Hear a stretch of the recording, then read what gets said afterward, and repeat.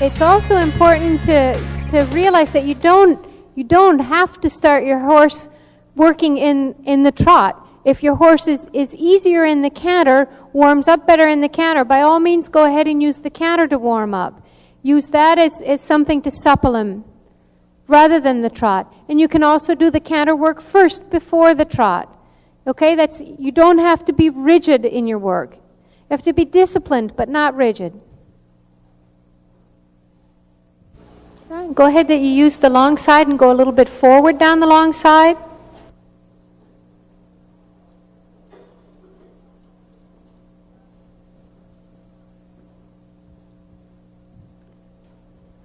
Fine, and go ahead and supple him through the corner.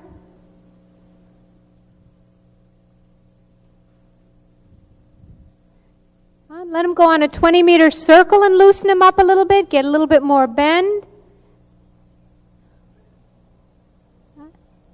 And have him accept the inside leg a little bit better. Come with a little bit more inside leg.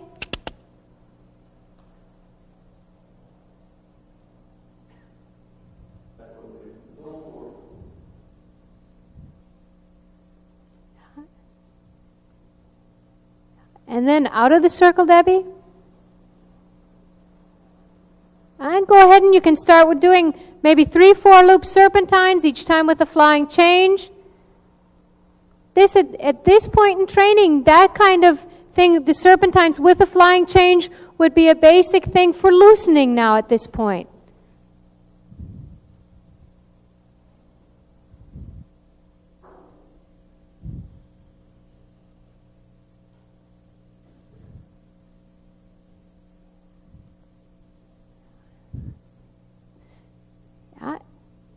Right, and try to keep him right up there with his head and his neck, and push him forward.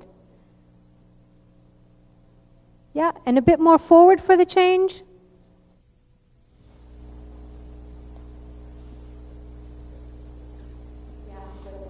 Nicely forward in the change. This is very important. If the rider stops the horse with the reins, the horse cannot jump forward. Then you get these short changes that are not nice to look at. And Debbie, one more time, long side forward, and then again the serpentines. That's it. Get him so he's well in front of your leg and listening to you. Very nice medium canter here. And collect. Yeah. If you, please, would show us a circle in trot. Circle in trot. Perhaps first a big circle, and then after that, perhaps an 8-meter circle.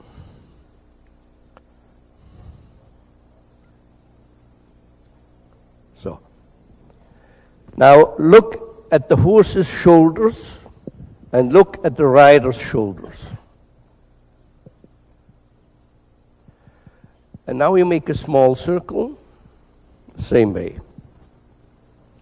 And you will notice that now the rider's shoulders are parallel to the horse's shoulders. Can you see that? That is absolutely correct. You also see that the outside shoulder, the right shoulder of the horse, has tendency on the circle to come clearly forward. Can you see that? So that's absolutely correct. Now there is a lot of misunderstanding, because in canter it is different. And I will show you. We ask this rider now to go in canter on the circle. You can make a big circle, doesn't matter. Can you see now? The rider does it very correct. The inside shoulder of the horse is forward. Do you realize this? And therefore the inside shoulder of the rider has to be forward. And many people I met told me, oh, we were told just the opposite. The outside shoulder of the rider should be forward, saying that the rider's shoulder should be parallel.